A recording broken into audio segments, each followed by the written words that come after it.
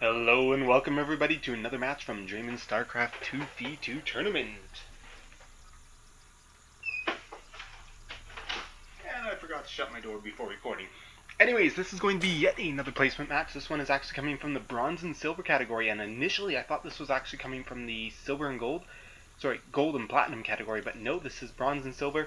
Although I should mention that Jet here has recently been promoted up from silver into gold.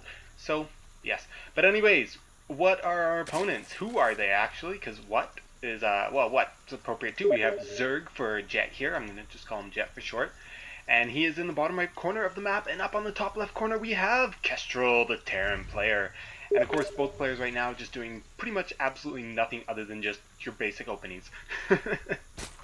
Yeah, so, and a little bit of chatter, and basically, you know, Kestrel's saying, yeah, I'm good against Protoss, and Jet's like, sweet, because I'm Zerg, so you're not as good against me.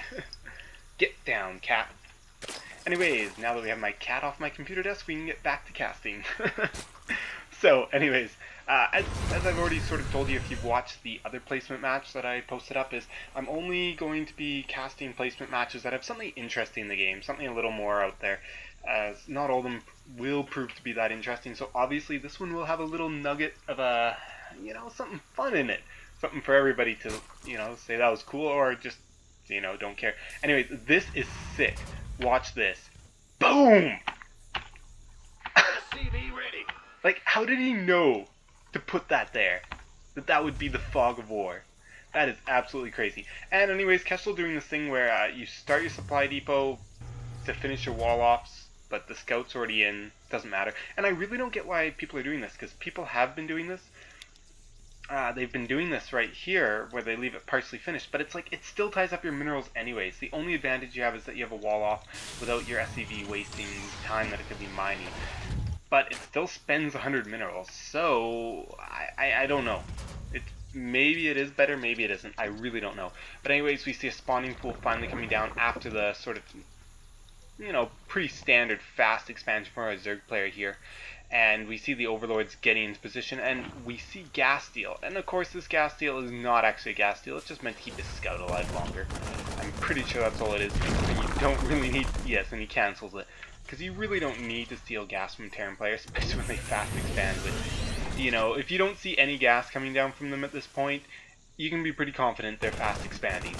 Because it's pretty rare that they'll just do a straight up all marine rush, push, whatever. And of course our Zerg player could be doing a little better on the macro side, but, you know, just, no, I see the problem, because he just doesn't have a queen out yet, so.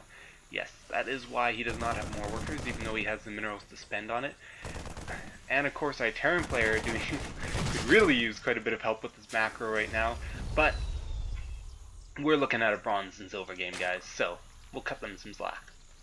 And I must say that they're doing pretty well too.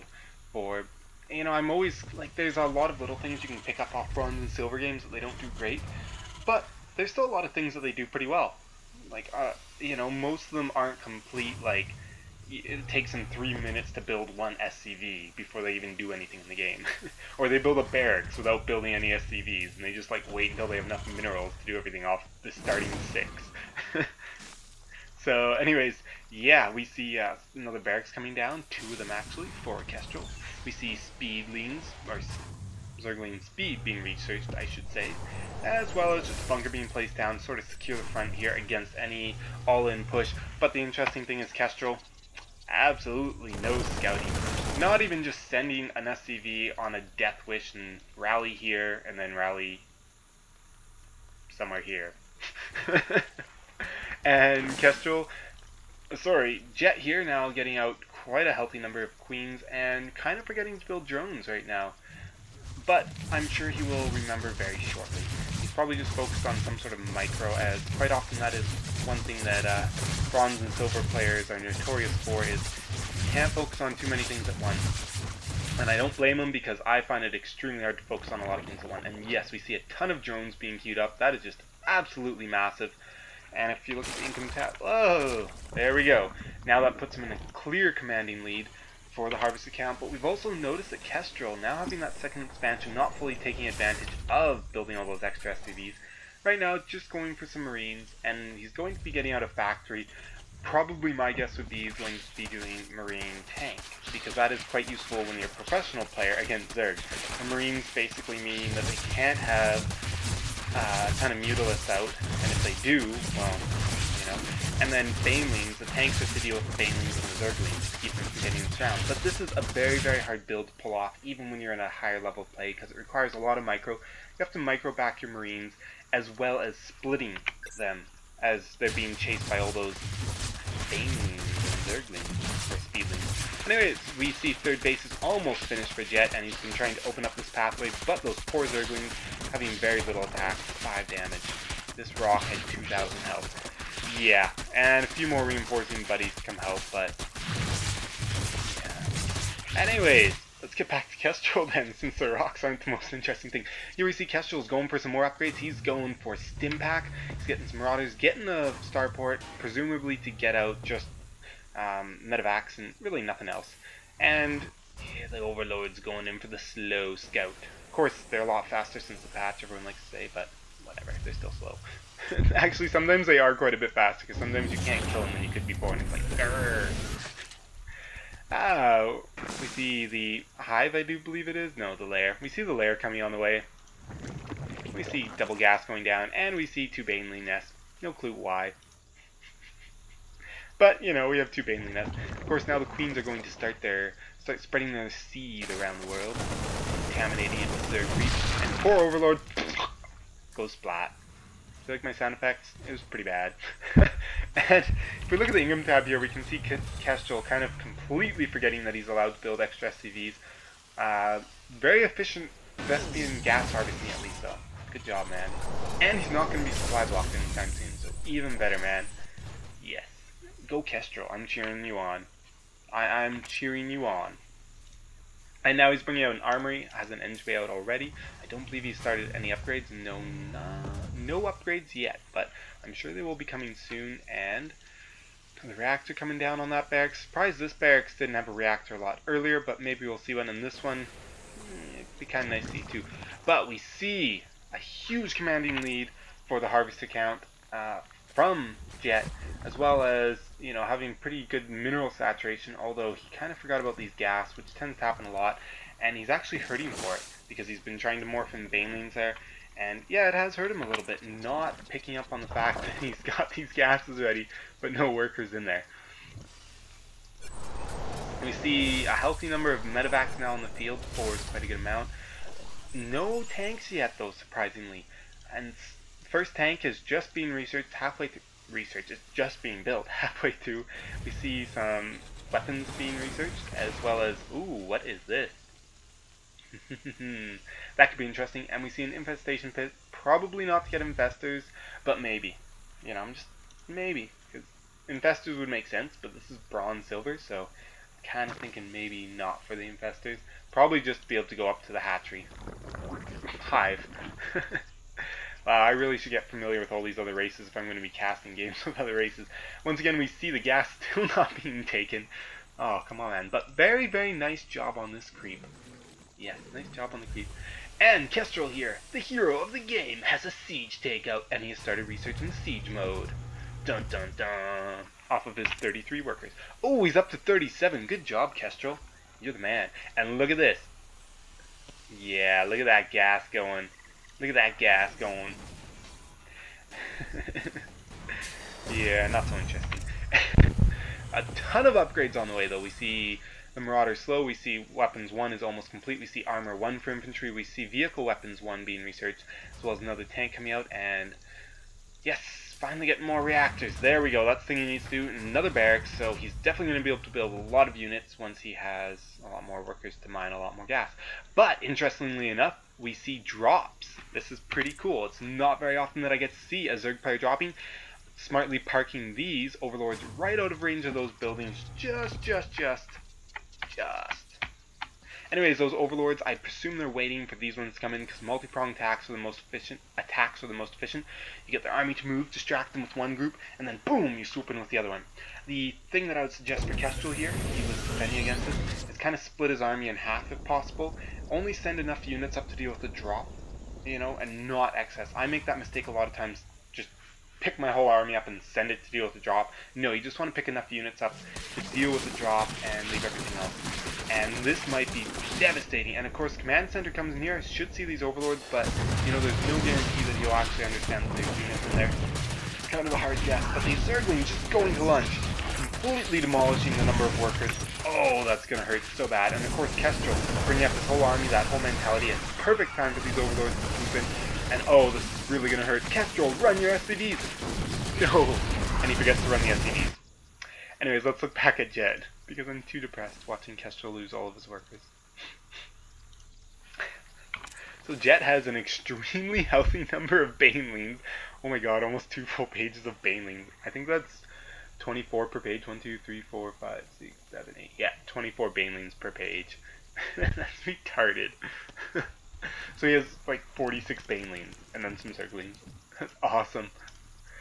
Yes, we do see a lair coming out, and I've not seen any signs of infestors, so it looks like he definitely isn't planning on getting infestors. But we see the space coming down, but oh no, it's attacked by a few Zerglings. Come on, Kestrel, you can do this, man. He's gonna defend his base from the Zerglings. Yeah, and now I think it's probably a good time to make a push out. He doesn't have too many tanks, though. That really, really worries me, as tanks are kind of the backbone of being able to survive a Baneling attack. Baneling rolling, whatever you want to call it. So, but yeah, definitely a good time for him to push, except for the fact that it'd really be good if he had a couple more tanks. And he really should be rallying his units onto his army, his production facility onto his armies. Ah, wrong button, sorry guys. And the floating shark. Nice little touch. Scanning and taking out some creep tumors, I assume. Yeah, but I don't like this. He's really overextending himself. The siege tanks are not sieged up. He really, oh, this is going to be bad. He does not have room. Oh, spread out enough, and wow, this is going to really hurt. He's taking a ton of damage here without tanks in siege mode. You just can't deal damage fast enough to all those units flying in because there's absolutely no splash damage on tanks. Oh man, that hurt. That really hurt watching that. But yeah, so. Oh, I accidentally selected a player. Anyways, this wall off is super useful now. Although it kind of dies quickly to Baneling, but it doesn't matter. All of his units survived, and that is all that matters. Kestrel having quick reaction, cat-like reflexes, lifting off his command center. And now he's going to take his army over here, clear these guys out, and land his command center. And yes, now he's going to take these guys over here, clear these Zerglings out, land his command. Kestrel, where are you going, Kestrel? Kestrel, come on. Whatever. Anyways, if we look at the income tab, Kestrel's now back up to a astounding 17 workers to the 46 of his own. Oh, and look at this drop getting intercepted. I believe there were 5 overlords there. This is just absolutely massive. He's able to pick off every single overlord. And right now, though, he should be bringing those units up here to defend against this drop in case any make it through. And yes, one does make it through, but that was absolutely a devastating loss for Jet, losing that many overlords. And Kestrel, come on. I know it's hard to focus when there's like this many things going on at once, but send some units up here, just a few. Send a few units here, and leave the rest somewhere to defend. Kestrel, come on, man. Okay, let's go back to our friend who's going to be making Ultralisks. The first Ultralisk is now on production, and I do believe that Kestrel has lost this game. Premature, but I'm pretty sure he's lost this game. Jet just showing superior macro, as well as those drops with the overlords. Definitely an ingenious use, as usually it's the Terran player dropping the Zerg player, but no, in this case, our Zerg player's dropping the Terran. Hell yeah! Alright, I was supposed to be cheering for Kestrel. My bad. Now, yeah, if we look at units killed throughout the game, this shows a lot. The 32 that were killed completely hurts Kestrel, and he didn't really rebuild them. If we look at the units lost tab, the Zerg player may have lost a lot more, but look at the spending tab. Yeah, he spent 8,000 more on army, and 3,000 more here. So that's 11,000 more that he spent, and he's only lost 35, not even. He's lost like, yeah, not even 3,000 difference. So, he's still 8,000 ahead. Just a little hopeless. But Anyways, we see absolutely no high-level technology coming out from Kestrel now. I don't know what's going through his head right now, but obviously, you know, he's just trying to hang on to this game, really wants to win this placement match, but alas, it was not meant to be, Kestrel. I would sing you a ballad, but I have none ready to sing. Oh, and the Overlord's being chased away by these smartly placed missile turrets because he's getting pretty pissed off about being dropped, and if I were him, I'd be pretty pissed off too.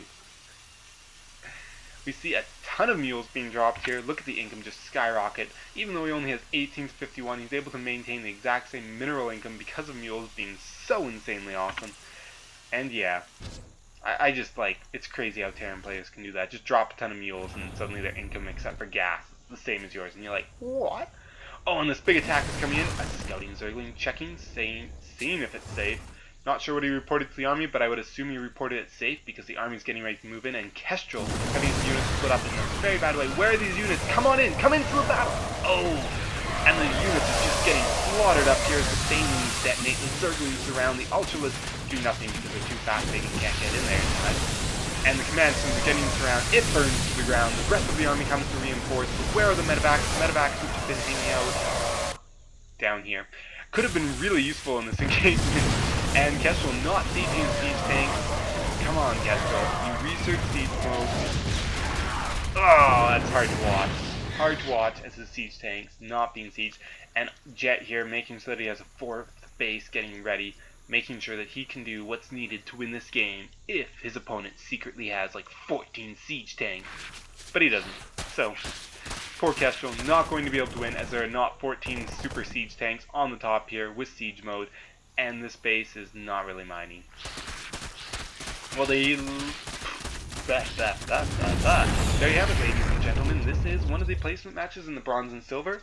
I was really excited about the Overlord drops, and that's sort of the main reason I wanted to cast it for you guys. It was kind of fun to watch. At least for me, it was pretty interesting to see the Overlord drops coming in. Especially the multi-pronged attack was pretty awesome to watch. And very good job, Jet. And Kestrel, get ready for your second match. And hopefully your next opponent will be one that you can completely demolish. I'm cheering for you, man. Until next time, everybody, have fun. Signing out.